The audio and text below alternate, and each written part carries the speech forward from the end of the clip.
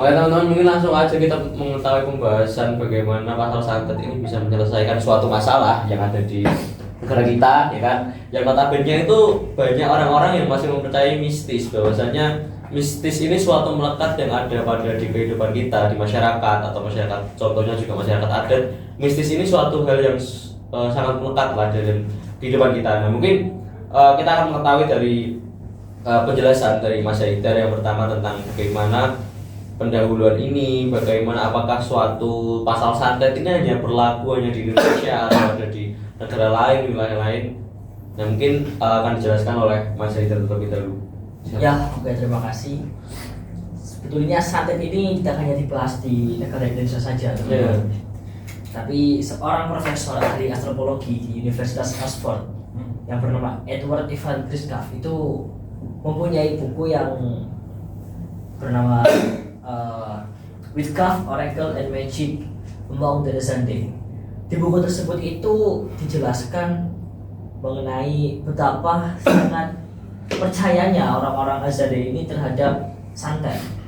Sampai dikatakan di dalam bukunya itu orang-orang Azande ketika ia jatuh terpeleset itu bukan karena lantainya licin, tapi ada faktor santet atau hal gaib lain yang mempengaruhi atau melatar belakangi kenapa dia itu bisa jatuh seperti itu. Oke. Nah, kalau kita hubungkan dengan kemistisan atau kepercayaan mistis yang ada di negara kita ini, memang masyarakat kita ini sebagian besar mayoritas itu sangat percaya. Menurut saya ini sangat percaya, malah banyak sekali masyarakat Indonesia ini yang percaya tentang hal mistis tersebut. Bahkan kalau kita melihat sejarah itu kan, dulu nenek moyang kita itu sebelum mengenal agama-agama yang sekarang ini ada, mereka sudah mempunyai kepercayaan terhadap hal-hal gaib, seperti menyembah ke pohon, menyembah ke patung dan lain sebagainya. Keroh gitu ya maksudnya. Iya.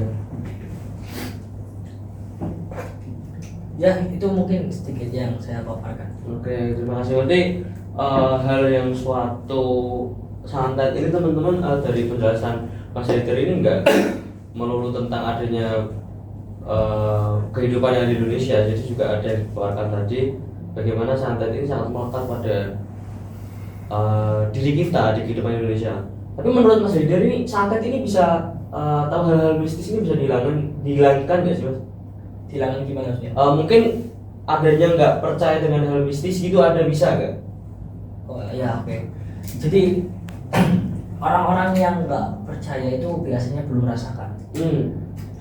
Nah, kenapa masyarakat Indonesia ini banyak yang percaya terhadap hal-hal mistis atau hal-hal gaib seperti santet tersebut? Karena banyak masyarakat Indonesia ini yang sudah merasakan hal tersebut.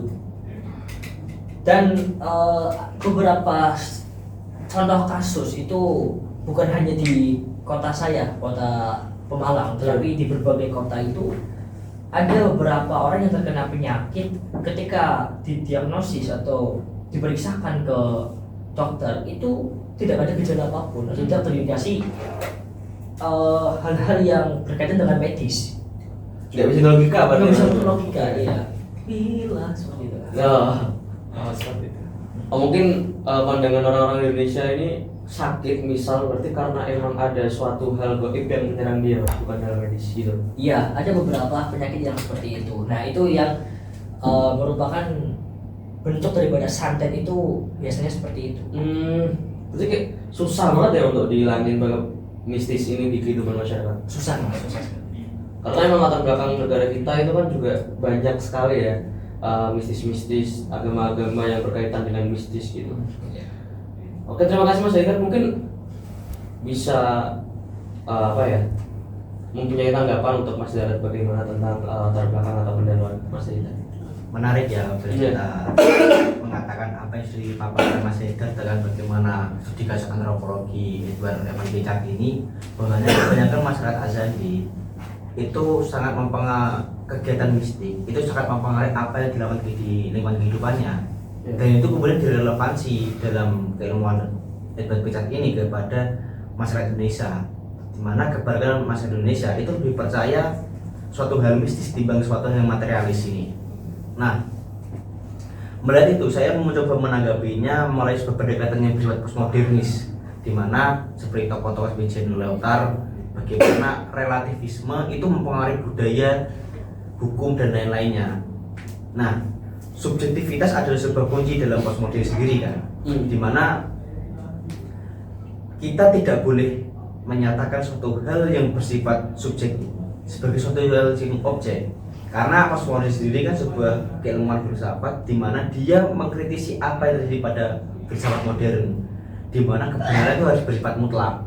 Nah, maka mulai latar belakang itulah bahwasanya nggak bisa kebenaran itu harus bersifat subjektif juga. Kita nggak bisa mengiyakan bahwanya masyarakat yang kecil dan terkecilkan ini adalah satu hal yang harus dianggap benar dengan masyarakat yang sudah mayoritas. Oh, oke. Nah, kemudian terkait postmodernisnya ya, keberadaan postmodernis ini kenapa kalau kita dijulungkan pada pasal KUHP ya, yang sudah dibahas di awal, itu sangat cukup menarik untuk menanggulangi adanya sebuah kekerasan terhadap hukum, dimana untuk menghindari sebuah kegiatan seperti amuk massa atau main hakim sendiri dalam kasus pengeroyokan dan lainnya, utamanya dalam bidang santet ya. Karena selain apa yang menjadi latar belakang suatu peristiwa, ada reaksi atas peristiwa tersebut. Iya, benar. Banyak orang mempercayai bahwa aku terpeleset oleh santet, dan dia otomatis lebih contohnya gambarnya gini. Misalnya ada seorang A, dia merasa santet. Kemudian saya akan mempercayai hal itu kan, karena melalui latar belakang antropologisnya Indonesia bahwanya kepercayaan saya itu lebih kuat kan. Nah, dia akan bertanya, siapa yang beri aku santet? Lah, itulah timbul reaksi atas santet ini. Lah, marah itu akan menyebut yang namanya main hakim sendiri dan lain-lainnya kan. Nah, kemudian pada relativismenya itu cukup bagus kata jika menanggap pada pasal KUHP terbaru ini ya. Meskipun bahwasanya santet ini itu tidak bisa jadi suatu hal yang dapat dibuktikan secara nyata ya, tapi untuk melindungi atas hal itu, saya rasa itu perlu juga ada sebuah mitos-mitos atau sebuah hal yang tidak bisa dibuktikan untuk menanggulangi suatu hal tersebut. Lebih gampangnya itu gini, hutan itu dilarang untuk membuang sampah. Kebanyakan masyarakat Indonesia itu tetap akan membuang sampah meskipun ada sebuah pelang raksasa yang mengatakan dilarang membuang sampah di sini. Tetapi semisal bahwa ada sebuah pelang raksasa yang mengatakan bahwa kawasannya adalah kawasan mistis dan banyak hantu dan leluhur yang takut banget tuh Mas, soalnya emang udah melekat banget tuh kayaknya, mistis kan udah pada takut tuh. Nah, orang itu akan lebih menghindari hal tersebut timbang ada sebuah pelang dilarang untuk membuang sampah. Dan jangan mengatakan bahwa itu suatu hal yang tidak bagus. Kenyataannya masyarakat Amerika sendiri juga melakukan hal tersebut untuk menghindari suatu kegiatan kriminal di negaranya. Mungkin Anda tidak menyadari bahwasanya karakter superhero seperti Superman, Iron Man, Captain America, Hulk, Thor dan lain-lain ada sebuah mitos di negara Amerika. Tapi negara sendiri itu membuat mitos tersebut untuk apa? Untuk menghindari kegiatan kriminalitas yang ada di Amerika sendiri. Berarti nilai dari Superman atau pahlawan-pahlawan Amerika itu juga sama untuk menanggulangi kekerasan gitu. Itu adalah sebuah kegiatan postmodernis dalam kehidupan masyarakat. Sebenarnya Nyi Roro Kidul yang di Indonesia. Kita jangan membayangkan itu Nyi Roro Kidul ada sebuah wanita, benar-benar wanita yang menguasai lautan dan tidak bisa dilihat dan dia memakai dokar dan lain-lainnya lah. Iya. Coba bayangin bahwa Nyi Roro Kidul adalah laut itu sendiri, di mana laut itu harus dijaga ekosistemnya, dilarang mengebom lautan secara untuk mencari ikan dan menggunakan jaring yang bersifat raksasa dan eksploitatif dan lain-lainnya. Itu yang harus kita ambil dahulu bahwa pasal KUHP ya sama hal itu. Meskipun ya pasal KUHP yang terbaru pasal berapa Mas? 252 ini secara teknis tidak bisa dibuktikan. Sebenarnya Nyi Roro itu tidak bisa dibuktikan ini. Tetapi nilai atas apa yang didambakan ini cukup pengaruh atas kegiatan kriminal dan main hakim sendiri terhadap santet sendiri. Berarti sebagai sugesti gitu ya Mas ya? Sugesti kalau. Kenapa enggak Nyi Roro Kidul ntar jadiin superhero atau pahlawan gitu biar supaya orang-orang tuh pada takut tuh buang sembarangan di laut gitu. Karena ini ya, kalau aku menanggapi hal tersebut ya, kebanyakan masyarakat mistis di Indonesia itu lebih mengenal bahwa orang yang bersifat mistis ini itu memberi ketakutan dan memberi sebuah perintah daripada dia menyelamatkan. Contoh ya ini Roh Kidul. Kemudian kalau dalam perwayangan Jawa kan ada Bathara Guru di mana ada masyarakat Jawa terdahulu ketika Bathara Guru dicapkan dalam sebuah karakter perwayangan itu masyarakat tuh cenderung tidak mau untuk apa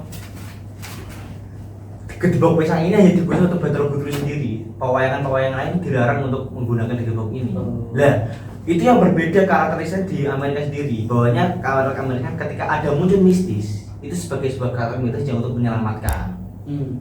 Nah lain halnya dengan yang di Indonesia banyak adanya sebuah karakter mistis itu pemerintah dan untuk menakut-nakuti. Oke. Lebih marah gitu ya Mas ya. Tapi cukup menarik ya, soalnya ini santet harusnya susah ya buat apa namanya penanganan atau pembuktian bahwa santet ini hal mistis ya. Nah, menurut Mas Dahlan tuh santet tuh dibuktikan tuh gimana sih? Nah, kalau kita melihat pembuktian ya, mungkin yang cukup terkenal kan, misalnya ada dupa dan lain-lain. Itu kan ada sebuah konteks yang bersifat materialis kan. Iya. Nah, barangnya itu kan. Yang menjadi pertanyaan kan gini, semisal ya, kalau kita ini rencananya akan disantet paku. Bagaimana meskipun kita memutahkan paku,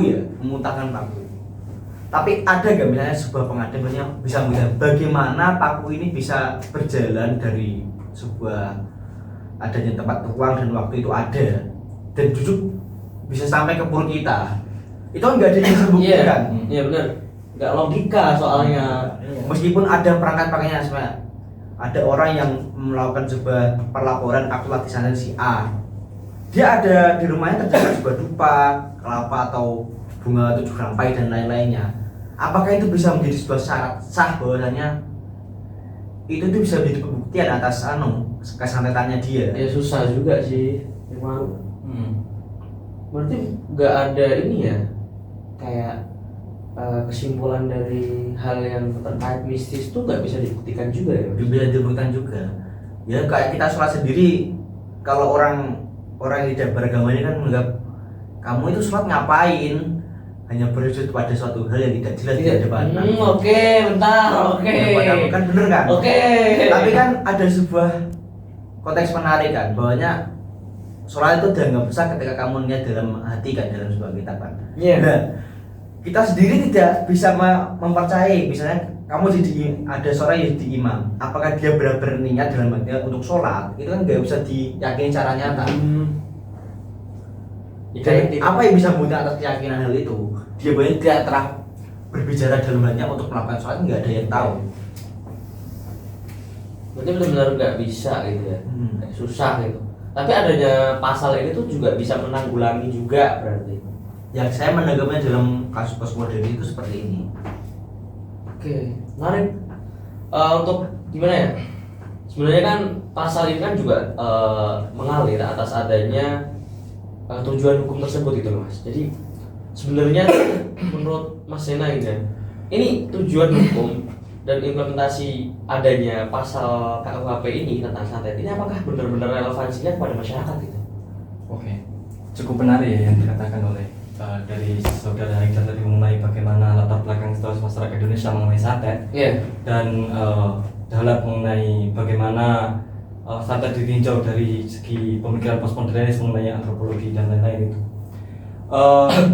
Menarik ya mengenai bagaimana masyarakat Indonesia itu menjadikan sebuah mistik itu beranjak dari mistik menjadi nilai. Itu yang harus kita cetak tebal ya pada pemikiran kita. Seperti yang contohkan adalah tadi mengenai kenapa orang Indonesia itu mempercayai hal mistik yang akhirnya akan memberikan sebuah maslahat atau kedamaian atau kemanfaatan bagi masyarakat. Iya, masyarakat. Entah masyarakat hutan, masyarakat itu mengenai bagaimana tujuan hukum itu KUHP 252 itu tentang santet. Adanya KUHP 252 itu sebenarnya pada tahun 2019 kita tahu mengenai orang yang dituduh menyantet hingga ia terluka, dituduh main hakim sendiri dari masyarakat itu menuduh itu. Dan kita tahu bagaimana tahun 1998 mengenai pembantaian orang yang dianggap dukun pada era itu akhirnya dari lembaga legislatif, dari pemerintah itu mengakomodir bagaimana santet tersebut tidak menjadikan sebuah konflik sosial di masyarakat kita. Akhirnya dengan adanya itu maka akan kita tarik tentang bagaimana tujuan itu.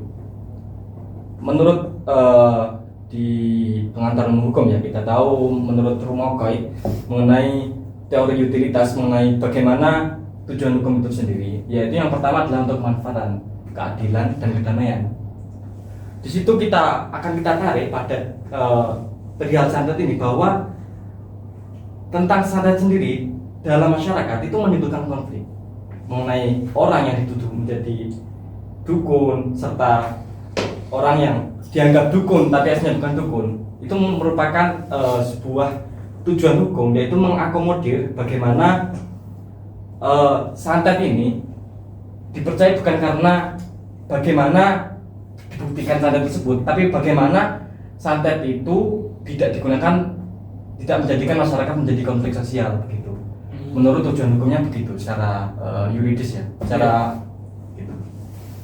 Oke, mungkin untuk yang kita bahas adalah bagaimana implementasinya jika KUHP 252 ini bisa diimplementasikan di masyarakat. Kira-kira itu yang menjadi pembahasan kita ya, mengenai pembuktian. Karena dalam yuridiksi, dalam hukum kita kan ketika orang dituduh itu maka harus ada buktinya. Maka dengan adanya santet yang notabene adalah logika mistika yang artinya berlawanan dengan hukum ya, yang rasional, yang bisa materialis kita lihat, itu kira-kira bagaimana sih itu pembuktiannya? Mungkin dari ini ya, dari tujuan itu kan menyimpulkan bahwa hukum ini kan suatu mengakomodir kepentingan seorang sama kemanfaatan juga, dimana pasal ini menurut aku nggak terlalu manfaat banget. Soalnya ketika ada pasal santet dikeluarin contoh, terus nanti ada orang-orang yang disantet, nah kan kita nggak bisa buktikan ya bagaimana orang tersebut menyantet orang lain. Nah hal ini menurut aku kalau di tujuan hukum nggak masuk, soalnya nggak kemanfaatan, meskipun ada penanggulangan tetapi nggak secara signifikan gitu loh. Jadi bagaimana sebenarnya kan yang dikatakan Mas Yana, hukum ini menjadi suatu kebermanfaatan kepada orang lain kan, bisa menjaga kedamaian. Jadi menurut di pasal ini kayaknya nggak ada ciri-ciri itu, karena emang ketika ini dikeluarin ya udah para dukun-dukun juga nggak peduli karena nggak bisa dibuktikan gitu loh. Ya nggak. Nah bagaimana itu menurut ini ya Mas Haidar, Mas Dahlan, Mas Yana, itu gimana sebenarnya tuh pasal santet ini harus berlaku gak sih atau gimana ya, kayak layak gitu loh dijadiin pasal gitu? Iya. Silakan. Ya, monggo Mas Dahlan. Kalau saya sih mandangnya gini ya, di sini ada juga bentuk dua kelompok yang menyatakan bahwa santet itu memang benar-benar ada atau tidak ada. Kalau saya menarik apa yang dikatakan dalam kasus postmodernis ini, itu adalah suatu hal yang tiada tapi diada-adakan, kan itu kan kayak Nyi Roro Kidul itu nggak ada tapi diada-adakan. Untuk apa? Untuk keberadaan masyarakat, untuk menjaga laut kan itu. Nah dalam konteks pasal 252 ini, pembuktian atas 252 itu tidak ada tapi diada-adakan untuk menanggulangi atas konflik yang di kalangan Mas Yana ini. Oh berarti buat ini kayak ya udah diem dulu gitu, makanya dikeluarin ada pasal ini, Ada gitu. buat menangin gitu. Karena gini, seperti yang di studi kasus atau pernah berita-berita kasus yang diceritakan Mas Yana sendiri, banyaknya pada tahun 2011 ada sebuah pengeroyokan dan lain-lainnya yang menimbulkan seseorang yang dianggap melakukan santet itu terpaksa harus memiliki luka dan kematian. Nah itu loh yang harus dihindarkan. Pokoknya malah kalau saya rasa lebih aneh gini loh, santet itu gak bisa dibuktikan, gak bisa menjadi sebuah pernyataan khusus ada atau enggak. Bahkan kecenderungannya itu malah tidak ada kan, ya kan. Kemudian ada suatu hal yang tidak ada ini, kemudian ada orang dipukuli. Nah itu malah justru tambah aneh lagi. Iya juga benar. Orang nggak ada masalah apa-apa, nggak tahu apa, nggak tahu dibuktikan dengan apa, kemudian dia dipukuli secara masif oleh masyarakat, Dihakimi gitu. dihakimi secara massa. Wah, kan lebih aneh itu toh, timbang suatu hal yang memang itu nggak ada kemudian diada-adakan untuk menanggulangi atas apa yang nggak ada ini. Kan itu. Jadi perubahan paradigmanya itu, meskipun ya kamu kan ada sebuah bola liar bahwasanya wah masyarakat Indonesia itu benar-benar masyarakat yang mistika. Karena apa? Dia sendiri sudah menyatakan santet itu ada sebuah di pasal undang-undangnya dalam sebuah kajian-kajian hukumnya. Dukung gitu ya malah ya. Padahal kalau saya melihat ini, pasal ini adalah untuk menghilangkan atas logika mistika yang di masyarakat Indonesia.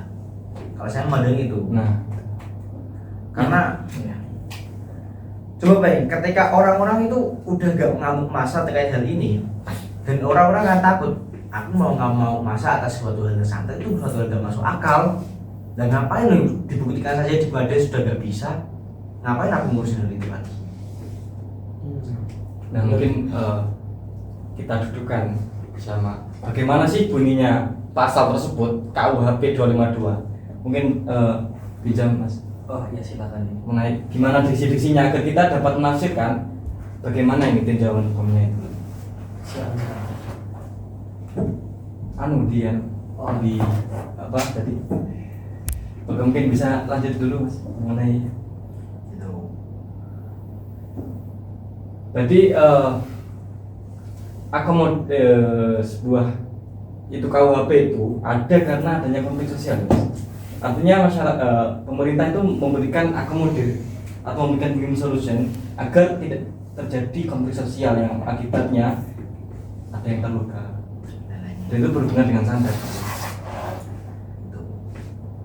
Tapi mungkin nggak ngarah ke kemanfaatan yang signifikan gitu kan ya Mas.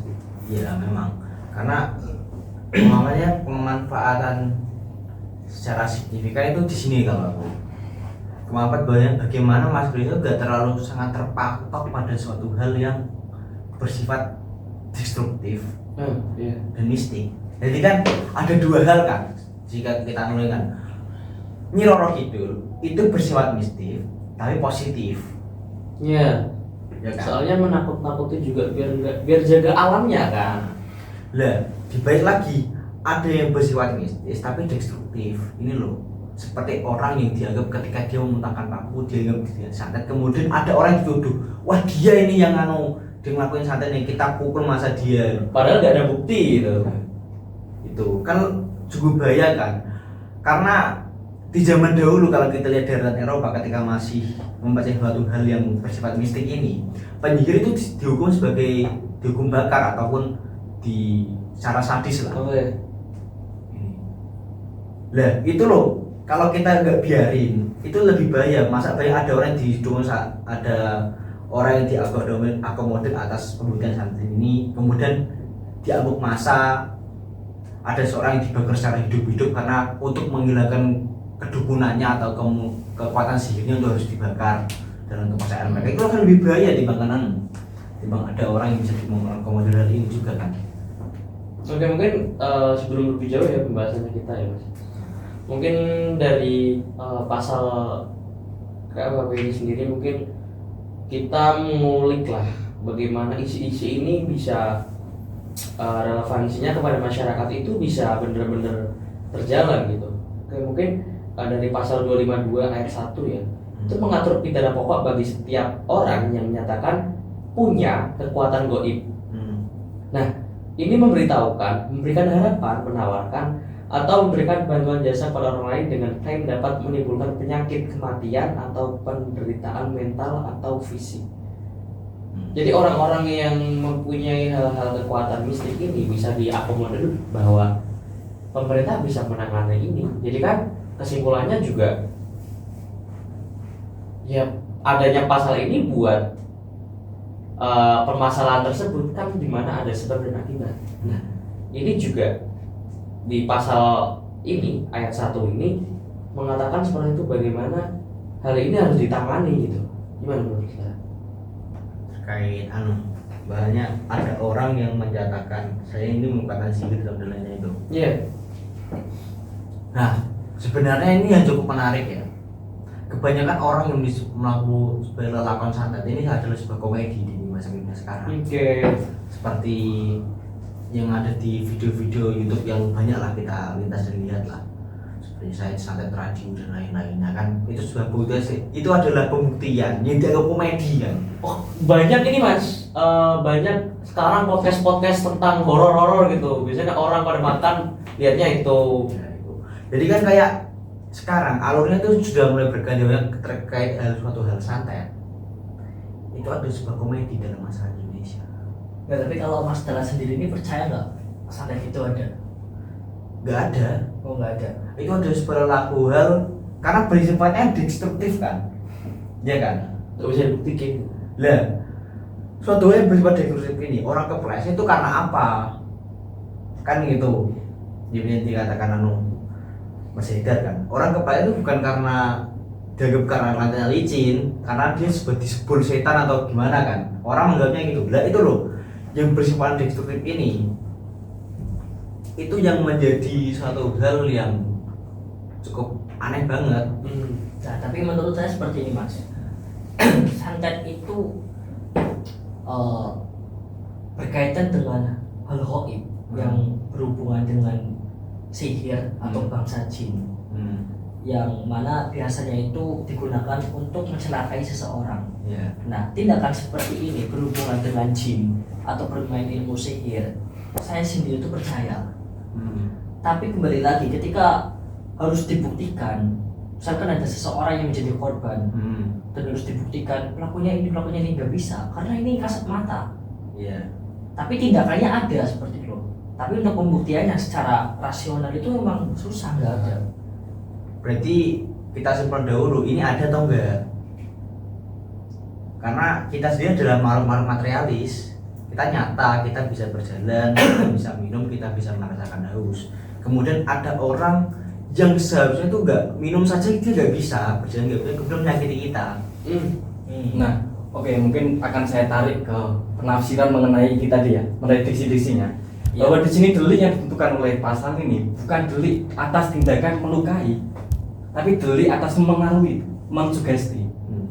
Deliknya itu, kalau saya lihat pandangan saya mengenai penafsiran itu, artinya memang secara pembuktian jika kita merujuk pada teori kausalitas mengenai sebab dan akibat, mengenai orang ini menderita karena disantet, tapi santet itu sendiri tidak ada. Iya.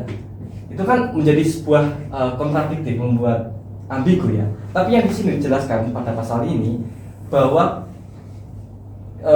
setiap orang yang menyatakan dirinya mempunyai kekuatan gaib, memberitahukan, memberikan harapan, menawarkan, memberikan bantuan jasa kepada lain bahwa karena perbuatannya dapat menimbulkan penyakit, artinya itu kan sebuah kata-kata sugesti untuk mempengaruhi. Dan secara psikologis ketika pengaruh omongan sugesti itu memang bisa jadikan sebuah penyakit. Itu secara psikologis memang gitu. Ya, dalam kepikiran ya. Jadi kan bukan karena suatu hal yang tidak bisa kelihatan kemudian dia menyakiti kita kan. Iya. Karena pikirannya dia loh. Sugestinya. Artinya kita jajarkan pada penafsirannya, pada penafsiran ini KUHP 252 bahwa yang di sini dikatakan pada pasal 1 itu adalah deliknya adalah mengenai mensugesti atau memberikan harapan, kan berarti kan kita mempengaruhi orang gitu. Berarti kan negara sendiri sudah mencetop atau sudah memotong dari awal terkait hal ini, bukan dari sebuah prakteknya, tapi juga dari awal sudah dibunuh terkait hal santet ini. Orang saja yang bilang aku akan bisa menyantet kamu dengan waktu 7 hari kamu akan meninggal, itu sudah dari awal dia itu sudah akan dihukum oleh negara.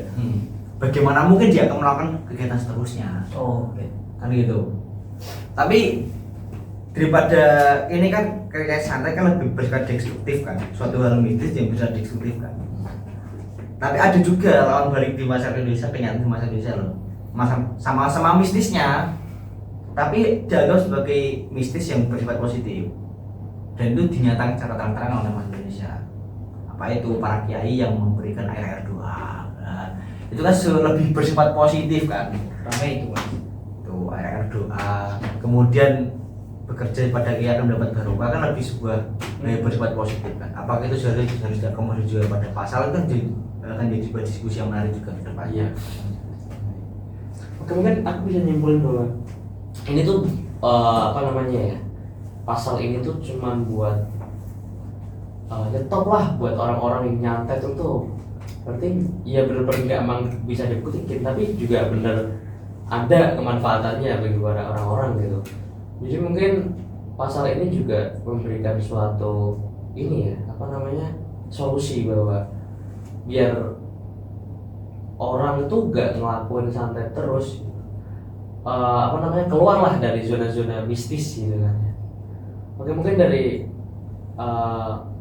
mungkin itu aja teman-teman, dari kita, dari Mas Ridar, Mas Dahlan, Mas Enan juga tadi udah jelasin bagaimana pasal santet ini, udah banyak lah glik-gliknya yang kita bahas di sini. Jadi mungkin teman-teman juga bisa belajar, bisa lebih adanya pengetahuan lagi tentang pasal-pasal yang mencurigakan yang ada di Indonesia ini. Mungkin itu teman-teman. Oke.